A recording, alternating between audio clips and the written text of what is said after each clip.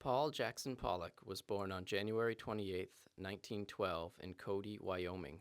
He grew up in Arizona and California, and in 1928 began to study painting at the Manual Arts High School in Los Angeles.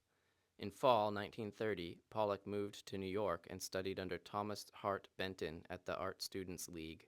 Although he traveled widely throughout the United States during the 1930s, much of Pollock's time was spent in New York, where he settled permanently in 1934.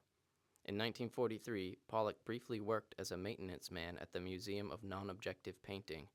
Later that year, Peggy Guggenheim gave him a contract that lasted through 1947, permitting him to devote all his time to painting. His first show was held at Guggenheim's Art of This Century in New York. Prior to 1947, Pollock's work reflected the influence of Pablo Picasso and Surrealism.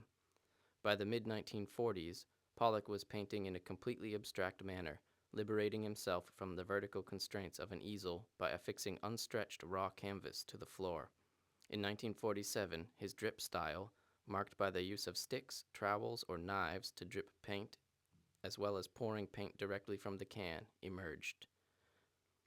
Peggy Guggenheim organized his first European solo exhibition at the Museo Correr in Venice in 1950. In 1952, Pollock's first show in Paris opened at the Studio Paul Facchetti. Although his work was widely known and exhibited internationally, the artist never traveled outside the United States. He was killed in an automobile accident on October 11, 1956, in New York.